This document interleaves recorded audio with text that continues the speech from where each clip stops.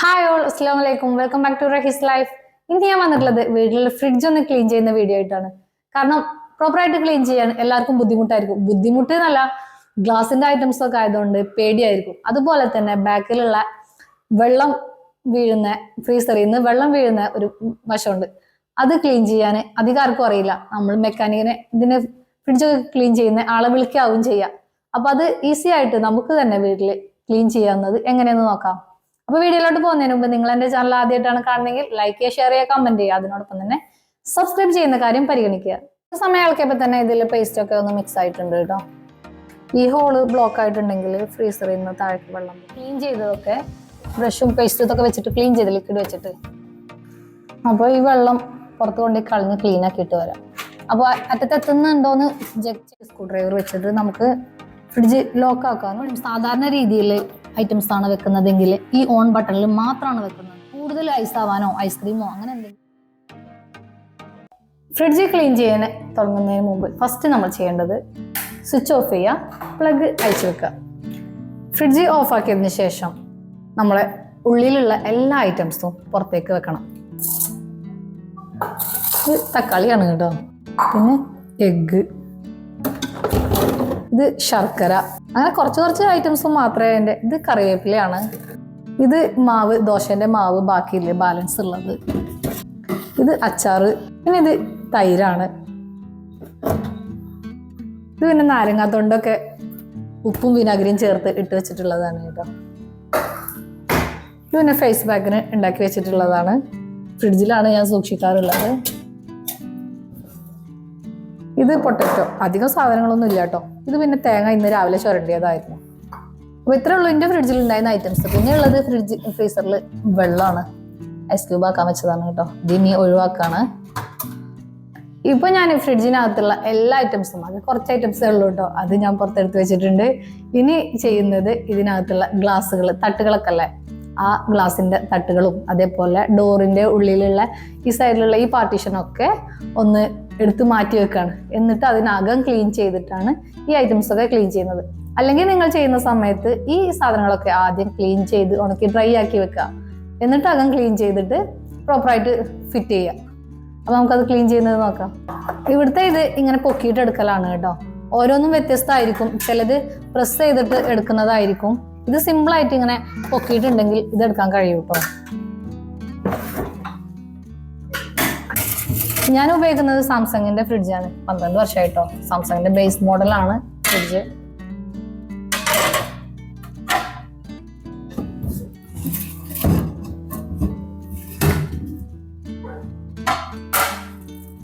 ഈ ഗ്ലാസ് എടുക്കുന്ന സമയത്തൊക്കെ നല്ലോണം കെയർ ചെയ്തിട്ട് എടുക്കാം കേട്ടോ. ഇപ്പോൾ ഫ്രിഡ്ജിനകത്തുള്ള എല്ലാ ഐറ്റംസും ഞാൻ മാറ്റിയിട്ടുണ്ട്. ഇനി ഇത് ക്ലീൻ ചെയ്യാൻ സാധാരണ സോപ്പ് ഞാൻ ഉപയോഗിക്കാറില്ല. മിക്സി ക്ലീൻ ചെയ്യാൻ ഞാൻ കഴിഞ്ഞ ദിവസം ഒരു വീഡിയോ ഇട്ടിട്ടുണ്ടായിരുന്നു. അത് ക്ലീൻ ചെയ്യാൻ ഉപയോഗിക്കുന്ന പോലെ ലിക്വിഡ് ഉണ്ടാക്കിയിട്ട് തന്നെയാണ് ഫ്രിഡ്ജ് ഞാൻ ക്ലീൻ ചെയ്യാറ്. കാരണം ചെറിയ കറകളൊക്കെ ഉള്ളത് ഒക്കെ പെട്ടെന്ന് മാറിപ്പോവാനും ക്ലീൻ ആവാനും സ്മെല്ല് നല്ലൊരു സോപ്പിന്റെ കൊണ്ട് ക്ലീൻ ചെയ്തിട്ടുണ്ട്. ഡോർ എപ്പോഴും നമുക്ക് ക്ലോസ് ചെയ്ത് വെക്കുന്നതല്ലേ ഫ്രിഡ്ജ്, ഓപ്പൺ ആയി എയർ പോയി ഇതാവുന്നല്ലോ. അപ്പൊ അതിനകത്ത് എന്തെങ്കിലും ചെറിയ സ്മെൽ ഉണ്ടെങ്കിൽ അത് നമുക്ക് ഭയങ്കരമായിട്ട് ഒരു ബാഡ് സ്മെൽ ഇത് വരും. നമ്മൾ ഫ്രിഡ്ജിൽ വെക്കുന്ന എല്ലാ ഐറ്റംസിനും ആ സ്മെല്ല് വരും. അപ്പൊ അതുകൊണ്ട് അങ്ങനെ സ്മെല്ല് ഇല്ലാതിരിക്കാൻ വേണ്ടിയിട്ട് ഞാൻ ഒരു ലിക്വിഡ് ഉണ്ടാക്കിയിട്ടാണ് ഫ്രിഡ്ജ് ക്ലീൻ ചെയ്യാറുള്ളത്. അപ്പൊ ആ ലിക്വിഡ് എങ്ങനെ തയ്യാറാക്കലെന്നൊന്ന് നോക്കാം. അതിന് വേണ്ടിയിട്ട് ഫസ്റ്റ് എടുക്കുന്നത് അപ്പസോഡയാണ്. പിന്നെ ഇതിലേക്കായിട്ട് കുറച്ച് വിനാഗിരി ഒഴിച്ചു കൊടുക്കുന്നുണ്ട്. പിന്നെ ഇതിലേക്ക് ചേർത്ത് കൊടുക്കുന്നത് പേസ്റ്റ് ആണ്. നമ്മുടെ കയ്യിൽ ഏതാണുള്ളത് അത് എടുക്കാവുന്നതാണ് കേട്ടോ. ഇതെല്ലാം കൂടി ഒന്ന് മിക്സ് ആക്കി കൊടുക്കുന്നുണ്ട്. ഇതിൽ ഇത്രയും വെള്ളം നിങ്ങൾക്ക് പോരാ എങ്കിൽ വിനാഗിരി ഒഴിച്ചു കൊടുക്കുക കേട്ടോ. വെള്ളം ചേർത്ത് കൊടുക്കരുത്. ഈ പേസ്റ്റ് ഇനിയിപ്പോ പേസ്റ്റ് നിങ്ങളുടെ കയ്യിൽ ഇല്ലെങ്കിൽ നമ്മൾ പാത്രം കഴുകാൻ ഉപയോഗിക്കുന്ന ഏതെങ്കിലും ഒരു ലിക്വിഡ് കുറച്ച് ചേർത്ത് കൊടുത്താലും മതി കേട്ടോ. കുറച്ച് സമയം ഇളക്കിയപ്പോ തന്നെ ഇതിൽ പേസ്റ്റ് ഒക്കെ ഒന്ന് മിക്സ് ആയിട്ടുണ്ട് കേട്ടോ. സ്പോഞ്ചിന്റെ സ്ക്രബ്ബറാണ് എടുത്തിട്ടുള്ളത്. സ്പോഞ്ചിൻ്റെ തന്നെ എടുക്കാൻ ശ്രമിക്കുക, അല്ലെങ്കിൽ നമ്മുടെ കോട്ടന്റെ തുണികളോ അങ്ങനെ ഒക്കെ എടുക്കാൻ ശ്രമിക്കുക കേട്ടോ. കാരണം ഇത് ഒരു ഫൈബർ മെറ്റീരിയൽ ആണ്, ഗ്ലാസിന്റെ അല്ല. ഫ്രിഡ്ജിൽ നമ്മൾ വെക്കുന്ന കുപ്പികളൊക്കെ വെക്കുന്ന ഡോറിലുള്ള സ്റ്റാൻഡ് ഗ്ലാസ് അല്ലല്ലോ. അപ്പൊ അത് നമ്മുടെ സാധാരണ സ്ക്രബ്ബർ കൊണ്ട് ക്ലീൻ ചെയ്തിട്ടുണ്ടെങ്കിൽ അതൊരു കളർ മങ്ങിപ്പോകും കേട്ടോ. ഈ കളർ എപ്പോഴും നിൽക്കൂല. ഇപ്പൊ എന്റെ ഫ്രിഡ്ജ് 10-12 വർഷം പഴക്കമുള്ള ഫ്രിഡ്ജാണ്. എന്നിട്ട് ഇപ്പോഴും ഇത് ക്ലീൻ ആയിരിക്കുന്നത്, ഇതേപോലെ വരയൊന്നും വീഴാണ്ടിരിക്കുന്നത് ഇങ്ങനെ സ്പോഞ്ച് ഉപയോഗിച്ചിട്ടാണ് ഞാൻ എപ്പോഴും ക്ലീൻ ചെയ്യുന്നത്. അതുകൊണ്ട് ഇതിൽ വരയൊന്നും വീണിട്ടില്ല കേട്ടോ.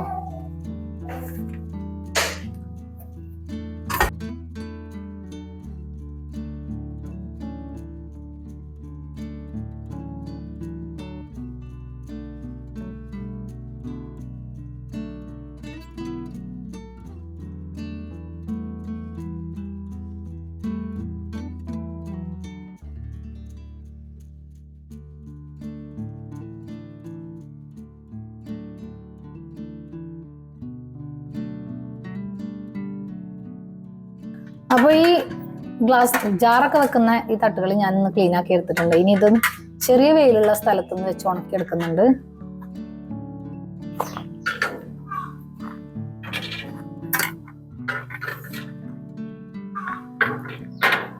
ഈ ഗ്ലാസ് ആണ് ക്ലീൻ ചെയ്യാൻ പോകുന്നത്. ഇത് നമ്മളെ സാധാരണ സ്ക്രബ്ബർ കൊണ്ട് ക്ലീൻ ചെയ്യാം കേട്ടോ. ഗ്ലാസ്സിൽ അങ്ങനെ പെട്ടെന്ന് വരയൊന്നും വീഴൂല. ഗ്ലാസ് ഒരല്പം വെയിറ്റ് ഒക്കെ ഉണ്ടാവും. അപ്പൊ അതൊക്കെ ഒന്ന് ശ്രദ്ധിച്ച് തട്ടിമുട്ടി പൊട്ടുന്നത് ശ്രദ്ധിക്കാട്ടോ. കാരണം എല്ലാവർക്കും ഗ്ലാസ് കൈകാര്യം ചെയ്യുമ്പോൾ കുറച്ച് ആൾക്കാർക്ക് പേടി ഉണ്ടാവും.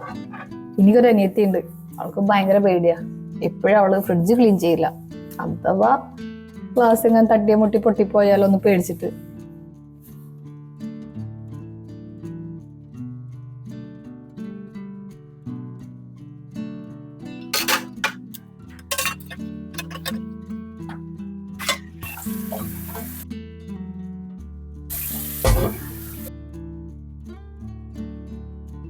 വെള്ളം വാർന്നു പോകാൻ വേണ്ടിട്ട് വെച്ചതാണ് കേട്ടോ.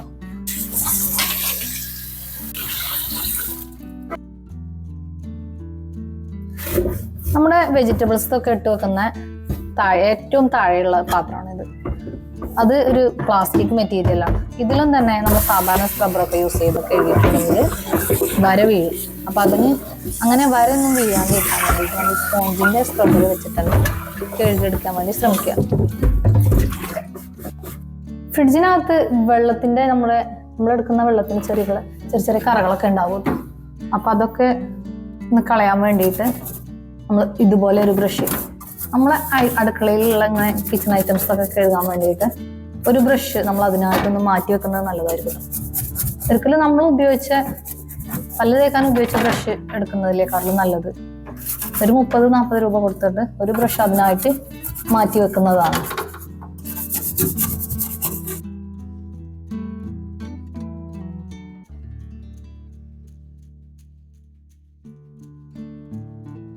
ഫ്രീസറിന്റെ ഉള്ളിൽ നിന്ന് വെള്ളം പോകുന്ന ഈ താഴെയുള്ള ഈ ബോക്സ് മാറ്റി വെക്കുന്നുണ്ട്. നേരത്തെ ഞാനിത് മാറ്റി വെക്കാൻ മറന്നതാണ്. ഇതൊന്നും പക്ക ഗ്ലാസ് മെറ്റീരിയൽ അല്ല കേട്ടോ. കാണുമ്പോൾ നമുക്ക് ഗ്ലാസ് ആയിട്ട് ഫീൽ ചെയ്യുമെങ്കിൽ ഇത് ഫൈബറിന്റെ ആണ്. ഇതിനകത്ത് ഈ വെള്ളം പോകുന്ന ഏരിയ ഹോളുമാണ് കറക്റ്റ് ക്ലീൻ ചെയ്യേണ്ടത്. ബാക്കിയുള്ളതൊക്കെ നമുക്ക് പെട്ടെന്ന് ക്ലീൻ ചെയ്യാൻ കഴിയും. അപ്പൊ ഈ ഹോള് നമ്മളൊരു ഈർക്കിളോ അങ്ങനെ എന്തെങ്കിലും ഒരു ഇത് വെച്ചിട്ട് ക്ലീൻ ചെയ്തെടുക്കാം കേട്ടോ. അങ്ങനെ പ്രസ് ചെയ്ത് ആക്കിയിട്ടൊന്ന് ക്ലീൻ ചെയ്തെടുക്കാൻ വേണ്ടി ശ്രമിക്കുക. ഈ ഹോള് ബ്ലോക്ക് ആയിട്ടുണ്ടെങ്കിൽ ഫ്രീസറിൽ നിന്ന് താഴേക്ക് വെള്ളം പോകുന്നത് സ്റ്റോപ്പ് ആകും കേട്ടോ. ഫ്രീസറിനകത്തുനിന്ന് കറണ്ടൊക്കെ കുറച്ച് സമയം പോകുമ്പോഴൊക്കെ ഉണ്ടാവുന്ന വെള്ളമൊക്കെ അടിഞ്ഞിട്ട് ഇതിൽ ബാഡ് സ്മെല്ല് വരും കേട്ടോ. ഫ്രിഡ്ജ് തുറക്കുമ്പോൾ നമുക്ക് ഭയങ്കര ബാഡ് സ്മെല്ല് ഉണ്ടാവും.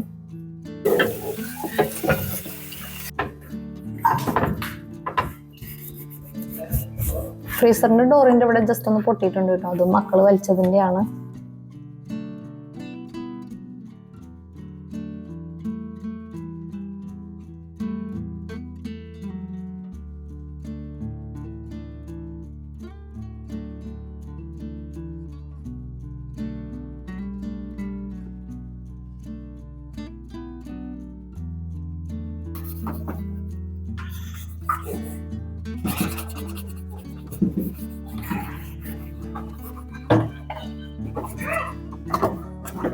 ഫസ്റ്റ് നമ്മൾ ക്ലീൻ ചെയ്തതൊക്കെ ബ്രഷും പേസ്റ്റും ഇതൊക്കെ വെച്ചിട്ട് ക്ലീൻ ചെയ്ത് ലിക്വിഡ് വെച്ചിട്ട് അപ്പൊ അതൊക്കെ നമ്മളൊരു ഉണങ്ങിയ തുണി വെച്ചിട്ടൊന്ന് തുടച്ചെടുക്കാം.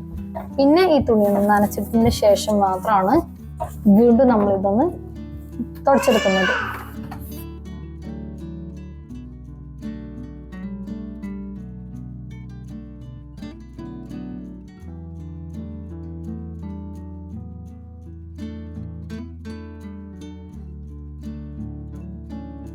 ഫസ്റ്റ് ഫ്രിഡ്ജ് തുടച്ചതിന് ശേഷം ഈ തുണി തന്നെ നല്ലതുപോലെ വെള്ളത്തിലൊന്ന് ക്ലീൻ ചെയ്തൊന്ന് ആക്കിയിട്ടാണ് ഇനി രണ്ടാമതൊന്ന് തുടക്കാൻ പോകുന്നത്.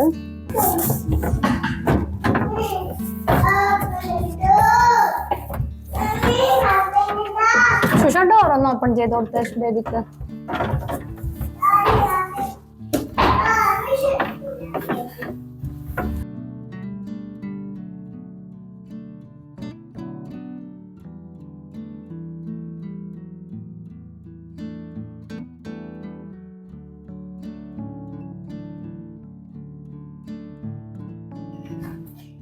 ഫ്രിഡ്ജിനകം ഞാൻ എല്ലായിടത്തും ക്ലീൻ ആക്കിയിട്ടുണ്ട്. ഇനി ഒരു പ്രാവശ്യം കൂടെ ഉണങ്ങിയ ഒരു കോട്ടന്റെ തുണി വെച്ചിട്ടൊന്ന് തുടച്ചെടുക്കുന്നേ ഉള്ളൂ. ജസ്റ്റ് ഒരു കോട്ടന്റെ ഉണങ്ങിയ ഡ്രൈ ആയിട്ടുള്ള ഒരു കോട്ടന്റെ തുണി വെച്ചിട്ട് എല്ലായിടത്തും ഒന്ന് തുടച്ചു കൊടുക്കുന്നുണ്ട്. ചെറിയൊരു നനവൊക്കെ ഉണ്ടെങ്കിൽ അതൊക്കെ ഒന്ന് മാറി കിട്ടാൻ വേണ്ടിയിട്ടാണ് കേട്ടോ. ഇതിൻ്റെ അകത്തുള്ള എല്ലാ ഐറ്റംസും നമ്മൾ ക്ലീൻ ആക്കിയിട്ടുണ്ട്. ഉള്ളിലുള്ള എല്ലാ ഐറ്റംസും ഇനിയിപ്പോൾ അത് ഡ്രൈ ആക്കാൻ വെച്ചിട്ടുണ്ട്. അത് കുറച്ച് കഴിഞ്ഞിട്ട് ഫിറ്റ് ചെയ്യാം. അതിനു മുമ്പ് ബാക്ക് വശത്ത് ഒരു ട്രേ ഉണ്ട്, വെള്ളം പോകുന്ന ട്രേ ഉണ്ട്. അത് എങ്ങനെ ക്ലീൻ ചെയ്യുന്നത്, അയച്ചെടുക്കുന്നതൊക്കെ നമുക്കൊന്ന് നോക്കാം. ഒരു രക്ഷയില്ലാത്ത സ്മെല്ലാണ് കേട്ടോ, നിൽക്കാൻ കഴിയില്ല. കഴിഞ്ഞ ദിവസം എൻ്റെ അടുത്ത് പാല് പോയതാണ്, അപ്പോൾ അതുകൊണ്ടാണ് ഇപ്പം ഇങ്ങനെ ഡീപ്പായിട്ട് ക്ലീൻ ചെയ്യുന്നത്. ഇതാണ് ഫ്രിഡ്ജിൻ്റെ ബാക്കിലുള്ള ട്രേ എന്ന് പറയുന്നത്.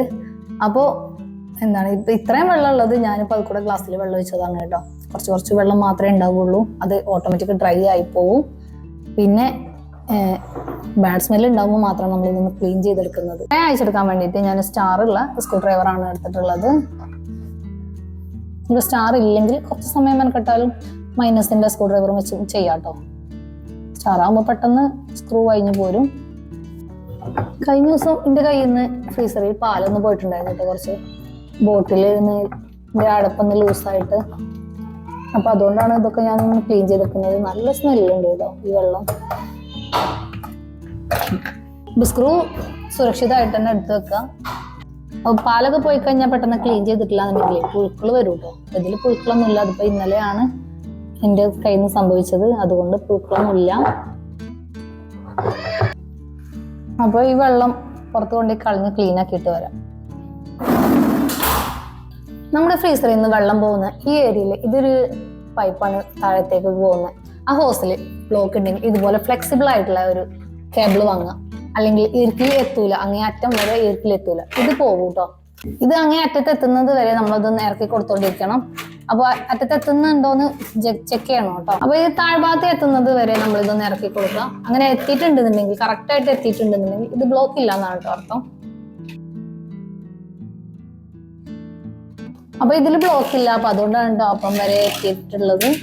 അപ്പൊ ഫ്രിഡ്ജിനകത്തുള്ള ഹോസിൽ ബ്ലോക്ക് ഒന്നുമില്ല. അപ്പൊ ഇനി നേരെ ഇത് ഫിറ്റ് ചെയ്യാൻ പോവാണ്. ഇതിനകത്തൊരു ആരോ മാർക്ക് കൊടുത്തിട്ടുണ്ട്. ഇവിടെ ഒരു ഹോൾ ഉണ്ട്, അപ്പൊ കറക്റ്റ് അതിനകത്ത് ആരോ മാർക്ക് കയറുന്നത് പോലെ ഫിറ്റ് ചെയ്യണം കേട്ടോ. നമ്മൾ നേരത്തെ എടുത്ത് വെച്ചിട്ടുണ്ടായിരുന്ന സ്ക്രൂ കറക്റ്റ് തന്നെ ഫിറ്റ് ചെയ്ത് കൊടുക്കുന്നുണ്ട്. ഇത് അതിന്റെ ഹോളിൽ കറക്റ്റ് ഇട്ടാൽ തന്നെ ഫില്ലായി നിൽക്കും. അതിനുശേഷം നമ്മൾ സ്ക്രൂ ഇട്ട് കൊടുത്താൽ മതി കേട്ടോ.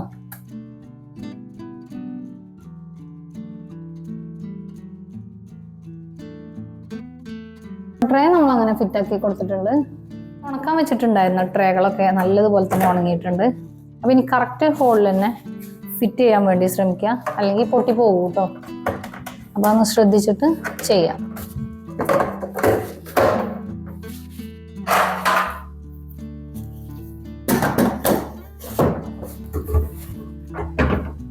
പിന്നെ ഇത് ഫ്രിഡ്ജ് ഓൺ ആക്കുന്നതിന് മുമ്പേ ഈ ട്രേ ഫസ്റ്റ് വെച്ച് കൊടുക്കാൻ വേണ്ടി ശ്രമിക്കാം കേട്ടോ.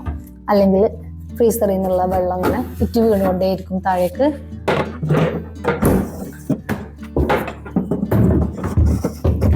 അപ്പോൾ റാക്കുകളും കൂടെ ഒന്ന് ഫില്ലായി കൊടുത്തിട്ടുണ്ട്. അപ്പം നമ്മുടെ ഫ്രിഡ്ജ് ക്ലീനായി കണ്ടീഷനായിട്ട് ബാഡ് സ്മെല്ലൊക്കെ മാറി അടിപൊളിയായിട്ടുണ്ട് കേട്ടോ. നമ്മുടെ ഫ്രിഡ്ജിൻ്റെ ഈ ലോക്ക് ഇതുപോലെ പൊട്ടിപ്പോയിട്ടുണ്ടെങ്കിൽ ഇങ്ങനെ ഒരു സ്ക്രൂ ഡ്രൈവർ വെച്ചിട്ട് നമുക്ക് ഫ്രിഡ്ജ് ലോക്കാക്കാനും ഓപ്പൺ ആക്കാനും കഴിയും കേട്ടോ. കീ വെച്ചിട്ട് ഇതിന് അത്രയും പോകില്ല. സ്ക്രൂ ഡ്രൈവർ ആണെങ്കിലോ പ്രോപ്പറായിട്ട് ലോക്കാവും. ഇപ്പൊ കണ്ടോ കണ്ടീഷനായിട്ട് വർക്ക് ചെയ്യുന്നുണ്ട്, അടിപൊളിയായിട്ട് ക്ലീൻ ആയിട്ടുണ്ട് കേട്ടോ. ഫ്രിഡ്ജ് നമ്മൾ എല്ലാ ദിവസവും ഓപ്പൺ ചെയ്യും, ക്ലോസ് ചെയ്യുകയൊക്കെ ചെയ്യും. അപ്പൊ നമുക്ക് കറണ്ട് ബില്ല് കൂടുന്ന ഒരു പ്രശ്നമൊക്കെ വരാറുണ്ട്. ചില അമ്മമാരൊക്കെ പറയും ഫ്രിഡ്ജ് വന്നതിന് ശേഷം വീട്ടിൽ കറണ്ട് ബില്ല് കൂടിയിട്ടുണ്ട് എന്നൊക്കെ. അപ്പൊ അത് നമ്മൾ പ്രോപ്പറായിട്ട് ഫ്രിഡ്ജ് യൂസ് ചെയ്യാത്തതുകൊണ്ടുള്ള പ്രശ്നമാണ് വരുന്നത്. അതെങ്ങനെയാന്ന് വെച്ചാൽ നമ്മൾ രാവിലെ കിച്ചണിൽ നമുക്ക് എന്തായാലും ഫ്രിഡ്ജിൽ നിന്ന് സാധനങ്ങൾ എടുക്കേണ്ടി വരും. വെജിറ്റബിൾസ് ആയാലും പാലായാലും അല്ലെങ്കിൽ ദോശമാവോ മാവുകളൊക്കെ അരച്ച് വെച്ചതാണെങ്കിലും ഒക്കെ നമുക്ക് ഫ്രിഡ്ജിൽ നിന്ന് എടുക്കേണ്ടി വരും. അപ്പോൾ ഒരു ദിവസം രാവിലെ നമുക്ക് എന്തൊക്കെയാണ് ആ സമയത്ത് ഒരേ സമയത്ത് കുക്ക് ചെയ്യുന്നത് വെച്ചാൽ ആ ഐറ്റംസ് ഒക്കെ ഒരുമിച്ച് തന്നെ പുറത്തെടുത്ത് വെക്കാൻ വേണ്ടി ശ്രമിക്കുക. അല്ലാണ്ട് എപ്പോഴെപ്പോഴും ഓരോന്നിനെ ഡോറ് തുറന്ന് അടച്ച് അങ്ങനെ നിൽക്കാണ്ടിരിക്കുക. പിന്നെ ഉള്ളൊരു കാര്യം വേണ്ടിയിട്ട് രാത്രി ഫ്രിഡ്ജ് ഓഫ് ചെയ്ത് വെക്കുന്ന ഒരു ശീലമുള്ള വീട്ടുകാരൊക്കെ ഉണ്ട്. എനിക്ക് പരിചയമുള്ള ആളുകളുണ്ട്. അതുകൊണ്ടാണ് പറയാൻ കാരണം, അങ്ങനെ വരുമ്പോൾ നമ്മുടെ ഫ്രിഡ്ജിലുള്ള ഐറ്റംസ് കേടുവരാനും പിന്നെ കറണ്ട് ബില്ല് കൂടുതലായിട്ട് വരാനും ചാൻസ് ഉണ്ട്. പിന്നെ ഉള്ളത് ഫ്രീസർ പ്രോപ്പറായിട്ട് അടക്കാൻ വേണ്ടി ശ്രമിക്കുക. കുട്ടികളൊക്കെ ആകുമ്പോൾ വെള്ളം ഐസൊക്കെ എടുത്തിട്ട് അത് ലോക്ക് ആവാതെ അതിൻ്റെ ചെറിയ ഡോറ് ലോക്ക് ആവാണ്ട് പ്രസ് ആവാണ്ടിരിക്കും. അപ്പോൾ അതൊന്ന് കറക്റ്റ് ശ്രദ്ധിക്കുക. ഇങ്ങനെയുള്ള കുറച്ച് കാര്യങ്ങളൊക്കെ ശ്രദ്ധിച്ചിട്ടുണ്ടെങ്കിൽ നമുക്ക് ഒരിക്കലും ഇങ്ങനെ ഓവറായിട്ട് കറണ്ട് ബില്ല് വരുന്നതും പിന്നെ ഫ്രിഡ്ജ് ഇങ്ങനെ തുറന്നും അതാക്കി കേടുവരുന്നതൊക്കെ ഒഴിവാക്കാൻ വേണ്ടി പറ്റൂ കേട്ടോ. എപ്പോഴും സാധാരണ രീതിയിൽ ഐറ്റംസ് ആണ് വെക്കുന്നതെങ്കിൽ ഈ ഓൺ ബട്ടണിൽ മാത്രമാണ് വെക്കുന്നത്. കൂടുതൽ ഐസ് ആവാനോ ഐസ്ക്രീമോ അങ്ങനെ എന്തെങ്കിലും ഉണ്ടാക്കുമ്പോൾ മാത്രമാണ് ഇതൊന്ന് കൂട്ടിയിടുന്നത് കേട്ടോ. ടെമ്പറേച്ചർ ഒന്ന് കൺട്രോൾ ചെയ്ത് കൂട്ടിയിടുന്നത്. ഫ്രീസറിൽ നമ്മൾ സാധനങ്ങൾ വെക്കുമ്പോൾ അത് കട്ടയായിട്ടാണ് ഇരിക്കുക. അപ്പോൾ നമുക്ക് പെട്ടെന്ന് കിട്ടാൻ വേണ്ടിയിട്ട് നമ്മൾ ചിലപ്പോൾ ഫ്രിഡ്ജ് ഓഫ് ചെയ്തിടും. അങ്ങനെ ചെയ്യാതെ ഡീഫ്രോസ്റ്റ് ബട്ടൺ മാത്രം പ്രസ് ചെയ്യുക. എന്നിട്ട് കുറച്ച് സമയം 5 മിനിറ്റ് വെയിറ്റ് ചെയ്യുക. അല്ലാതെ ചുടുവെള്ളം ഒഴിക്കാൻ വേണ്ടിയിട്ടോ കത്തി കൊണ്ടൊക്കെ അല്ലെങ്കിൽ എന്തെങ്കിലുമൊക്കെ ആയുധം കൊണ്ട് നമ്മൾ കുത്തിയിട്ട് എടുക്കാതിരിക്കാൻ ശ്രമിക്കുക.